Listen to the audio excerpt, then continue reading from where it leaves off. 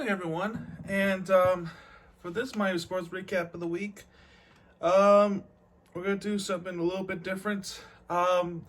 Because I feel like what's been happening in my personal life, it's kind of like I kind of have that feel of demotivation, to be honest here, and knowing that our sports teams are losing too.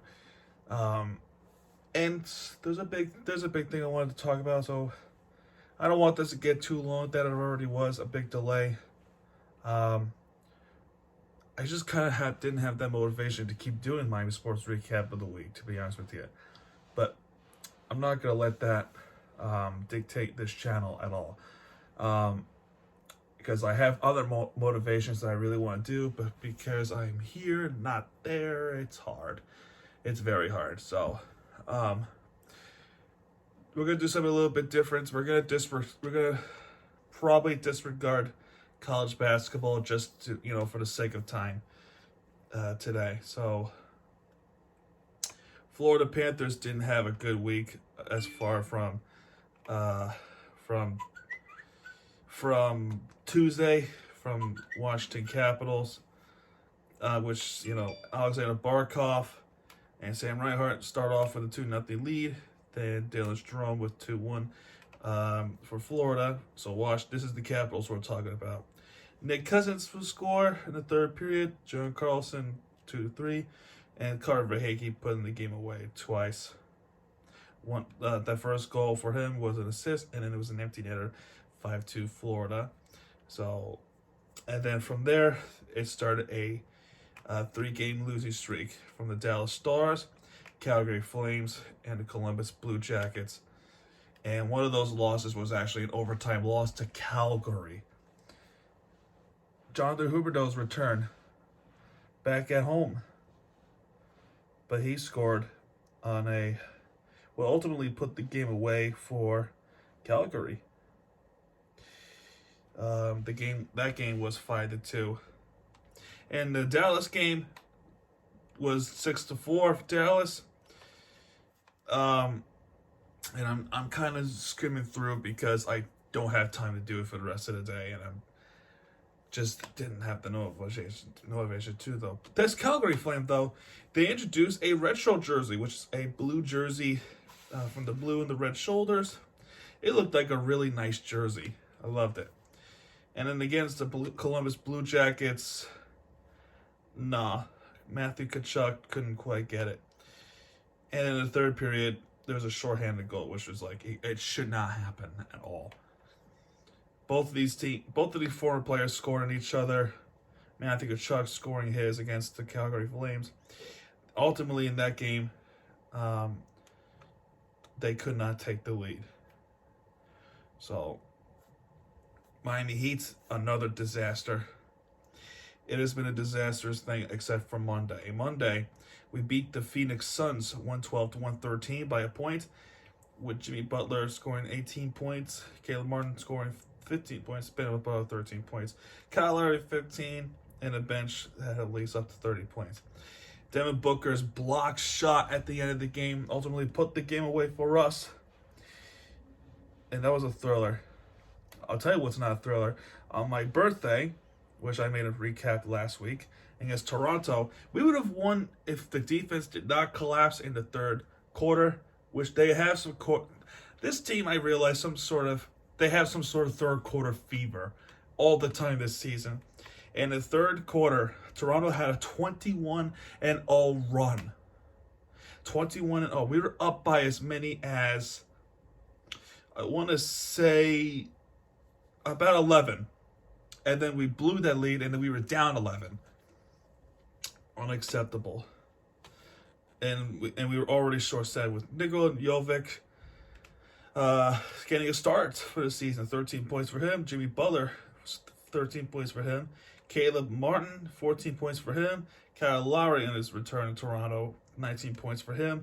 And Max Strus, 20 points. Next is against the Washington Wizards. We should have won this game. I'm pissed I have to talk about this. Highsmith, 12 points. Jovic, 18 points. Caleb Martin, 12 points. Kyle Lowry, 24 points. with 51 minutes played. He is a true leader, folks. And then Max Strus, 22 points. We should have won this game. We should have won this fucking game. And we lost in overtime by a point. And in overtime, we only scored 2 points.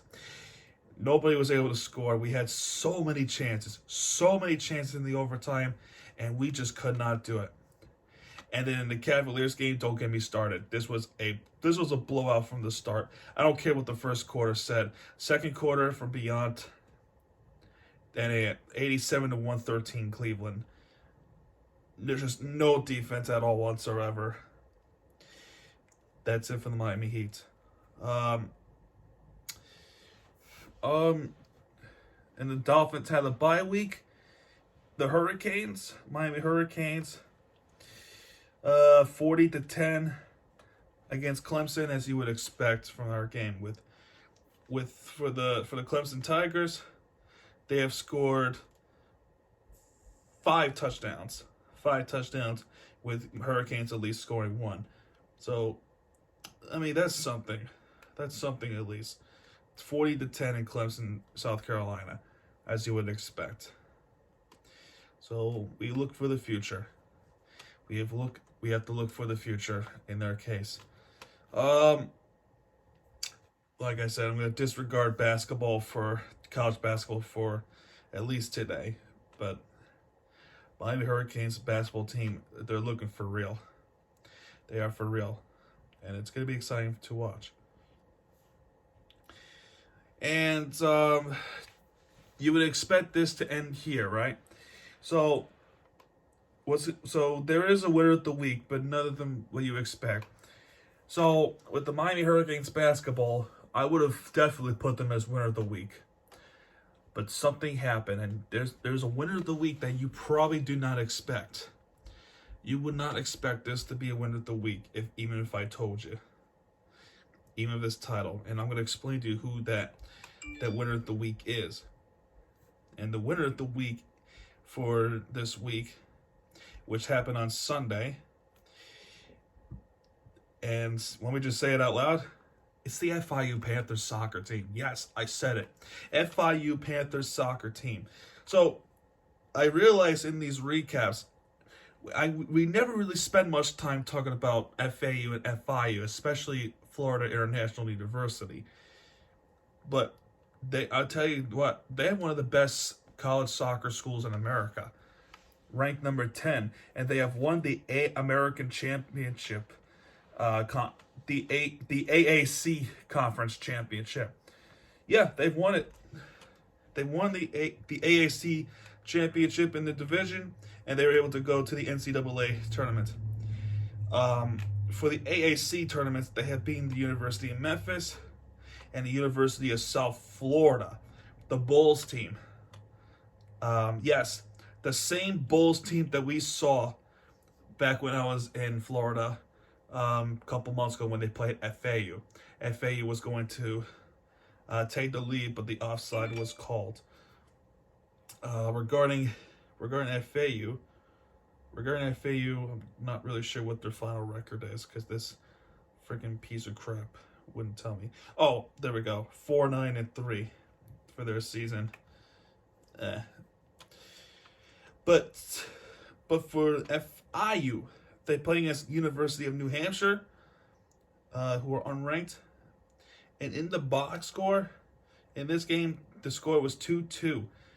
The first goal happened in the first half for FIU. The second goal happened for New Hampshire in the second half. Then there's 2 overtime goals. One for FIU first, which was an own goal, and an overtime goal, number 2, for New Hampshire. So they equalized twice. Then in the shootouts, there was two rounds that was saved or missed. Round 1 and round 10. Guess how many rounds this took just for FIU to get this? 12 rounds. And the final score of this was penalty shootout 2-2, 10-9. Yes, 10-9 in this one. Although I thought it would have been 11-10, but regardless, it was an all-out shootout for FIU Panthers to move on to the Sweet 16 against Duke University. Yeah, so Duke basketball is not their only big sports there. It's the soccer team because they're ranked 7 while FIU is ranked 10. So that's going to do it for this recap. I sincerely apologize for my late recap. And I swear to you, I'm going to try to get that motivation back. Lately, I've just been tired. My personal life has not been pretty.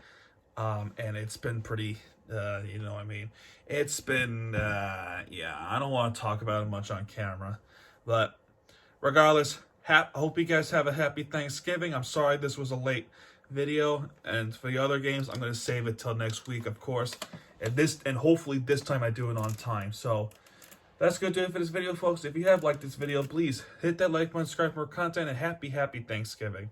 Because Miami TVG had you back, and when he does, he'll be right there with you for the entertainment you deserve. Miami TVG signing out, folks.